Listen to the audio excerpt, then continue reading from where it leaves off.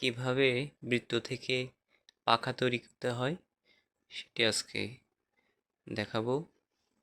প্রথমে সার্কেল এঁকে নিলাম, এরপরে নির্দিষ্ট দূরত্বে ফোঁটা বসিয়ে বৃত্তের মাঝ বরাবর এভাবে টেনে নিতে হবে। এখানে আমি সাইন পেন ব্যবহার করছি যাতে স্পষ্ট বোঝা যায়।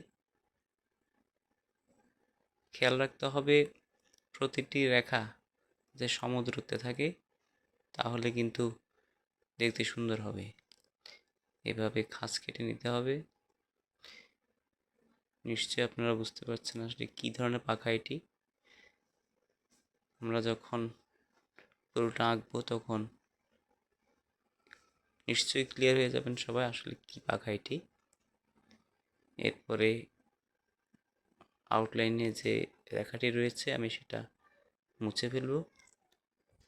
এরপরে রং করব। একাধিক রং ব্যবহার করা যেতে পারে, আমি অনেকগুলো রং ব্যবহার করব এখানে। লাল, সবুজ, হলুদ, নীল সবগুলো রঙই আমি এখানে ব্যবহার করছি। এটি একটি খেলনা পাখা। আপনারা জানেন ছোটোকালে অনেকেই হয়তো দেখে থাকবেন। এই ধরনের পাখা দিয়ে কিন্তু ছেলে মেয়েরা কিন্তু অনেক মজা করে খেলতো। হাওয়ার সাহায্যে ঘোরাতো, হাওয়ার মধ্যে ধরলে এটি কিন্তু খুব চমৎকারভাবে কিন্তু ঘুরতো। সে একটি পাখা আমি তৈরি করছি খুব সহজেই।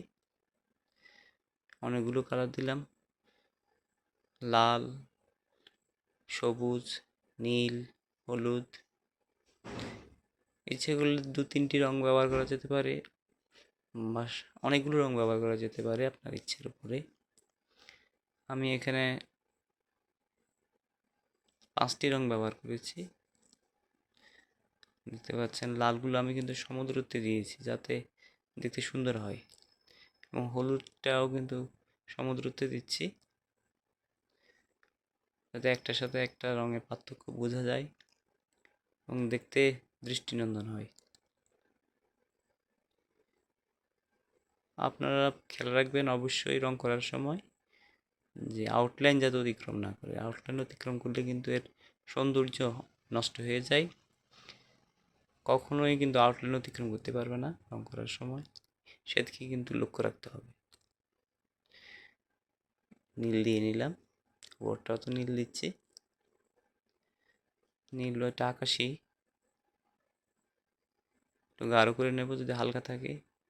হালকা থাকলে সমস্যা নেই, দেখার জন্যে সুন্দরের জন্য আমি গাঢ় করে নিচ্ছি। এবং এখানে সবুজ, হালকা সবুজটা ব্যবহার করছি।